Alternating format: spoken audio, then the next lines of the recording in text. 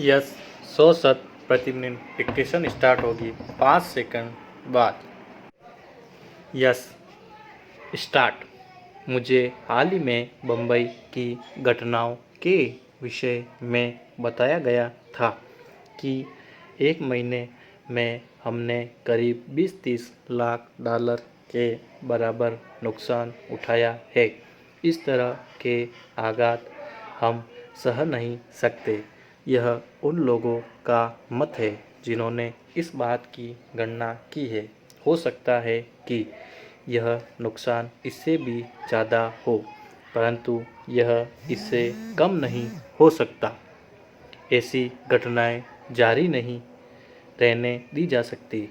समाज में इस असमंजस को समाप्त करना होगा और हिंसा का उन्मूलन करने हेतु हमें सभी आवश्यक दोष निवारकों को कार्यरत करना होगा।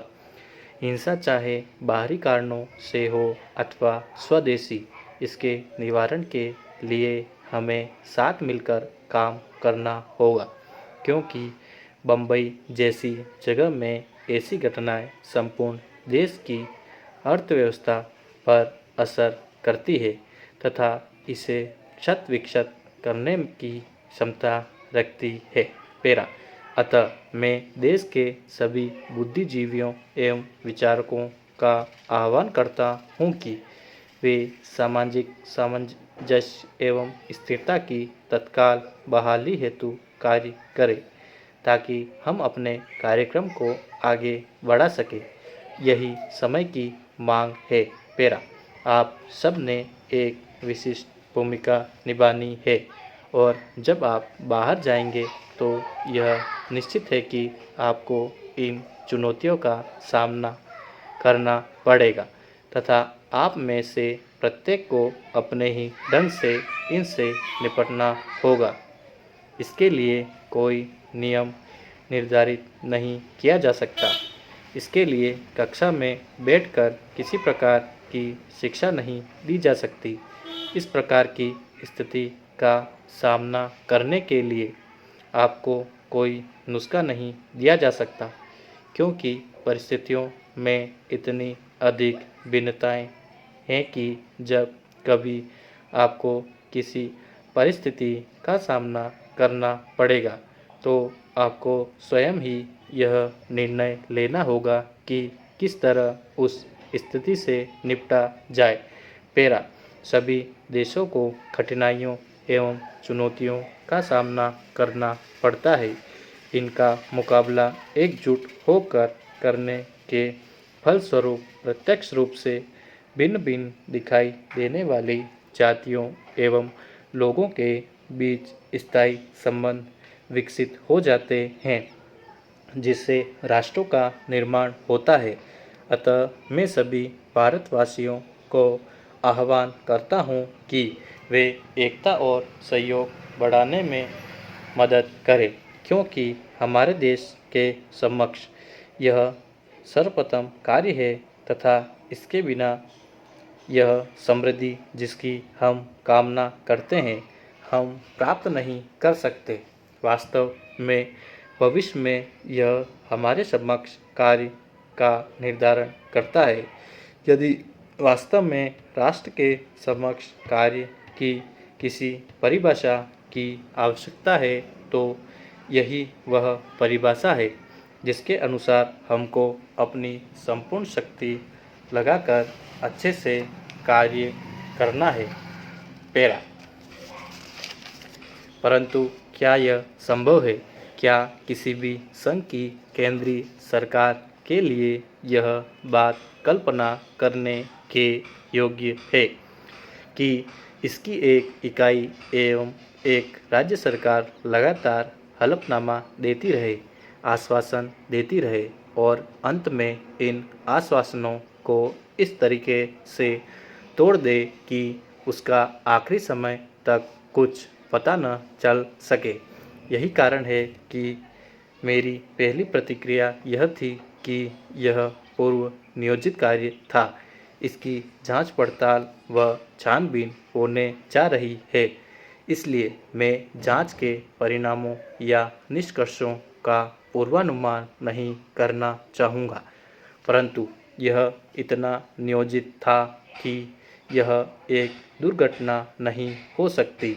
यह केवल एक दुर्घटना मात्र नहीं हो सकती।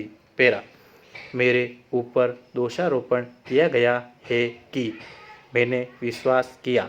विश्वास करने के कारण मेरी आलोचना की गई है। केवल यही एकमात्र पाप है जो मुझे प्रतीत होता है कि मैंने किया है। मैं इससे सहमत हूँ। एक राज्य सरकार पर विश्वास करने के लिए मैं दोषी हूँ, परंतु बात यह है कि मैंने उसका विश्वास केवल केंद्रीय सरकार के रूप में ही नहीं किया, बल्कि मैंने यह देखा कि राज्य सरकार के आश्वासन पर विश्वास करने के अलावा और कोई चारा नहीं था। जब उच्चतम न्यायालय उसका विश्वास करता है, तो क्या उसका कोई और तरीका या उपाय था? उच्चतम न्यायालय ने सुनवाई के बाद राज्य सरकार पर और अधिक विश्वास किया। न्यायालय ने राज्य सरकार से कहा कि वह और हलफनामे दाखिल करे। कुछ समय के लिए मुझे अलग रहने के लिए कहा गया, क्योंकि वे इस राज्य सरकार को आजमाना चाहते हैं। उनका राज्य सरकार में पूरा विश्वास है। मैं कोई पार्टी या पक्ष नहीं हूँ। केंद्रीय सरकार उस मामले में न तो उच्चतम न्यायालय के समक्ष न उच्च न्यायालय के समक्ष पार्टी या पक्ष है, परंतु मुझे एक विशेष उद्देश्य से बुलाया गया था।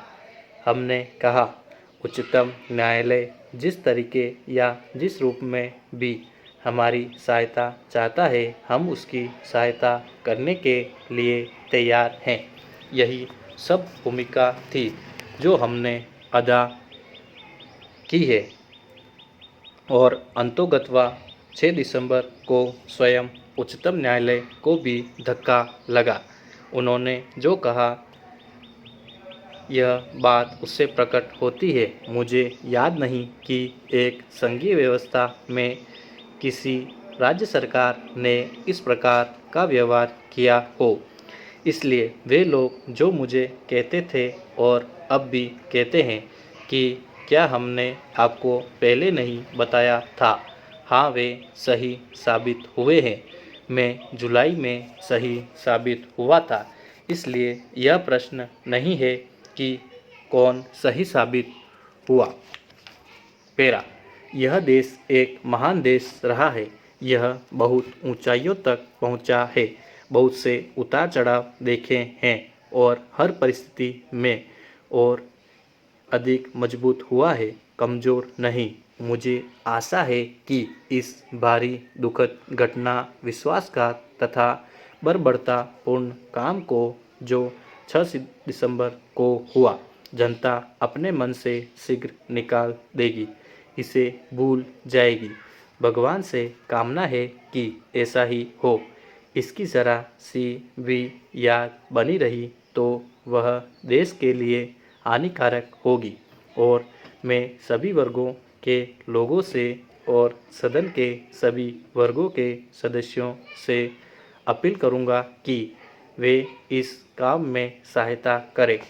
6 दिसंबर की उस शर्मनाक घटना को मन से निकालने व बुलाने की प्रक्रिया में सहयोग दें और एक बार फिर विश्व के सामने यह सिद्ध करें कि यह केवल तूफान था, अन्यथा हजारों सालों से यह देश मेलजोल और भाईचारे तथा मित्रभाव से चलता रहा है और आने वाले हजारों सालों तक ऐसा ही रहेगा।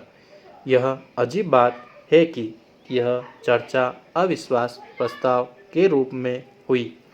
भारतीय जनता पार्टी को भारत सरकार में विश्वास नहीं है। क्यों? क्योंकि भारत सरकार ने भारतीय जनता पार्टी की राज्य सरकार पर विश्वास किया। इसका अच्छा सिला मिला। भारत सरकार को जो कुछ हुआ उसे स्वीकार करना पड़ेगा, परंतु हम इस देश को कैसे चलाएं? केंद्र तथा राज्यों के संबंध कैसे चले?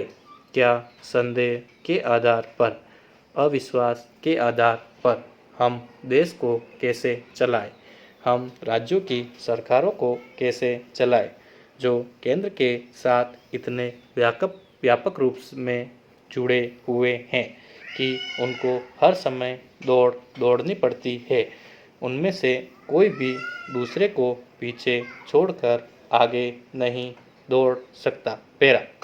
राष्ट्रीय विकास परिषद में, राष्ट्रीय एकता परिषद में, मुख्यमंत्रियों के सम्मेलन में हम देख चुके हैं कि यदि किसी समस्या को अलग करके अकेले देखा जाए तो प्रत्येक समस्या बहुत असाध्य प्रतीत होती है, परंतु जब राज्य सरकारों के साथ केंद्र व राज्य साथ साथ बैठकर उसे व्यापक व समग्र रूप में देखते हैं और उसको हल करने का प्रयत्न करते हैं तो वह आसान हो जाती है। पिछले 1.5 वर्ष के दौरान राष्ट्रीय विकास परिषद इसी तरह से काम करती रही है। पैरा। परिषद की अनेक उप समितियाँ विभिन्न दलों के मुख्य मंत्रियों की अध्यक्षता में बनाई गई है और वह बहुत अच्छा कार्य करती रही है। उनमें किसी प्रकार का मतभेद या मनमुटाव नहीं हुआ है और राष्ट्रीय परिषद ने अपनी इस कार्यप्रणाली के फलस्वरूप कुल मिलाकर प्रशंसनीय ढंग से अपने आप को दोष मुक्त कर लिया है। धन्यवाद।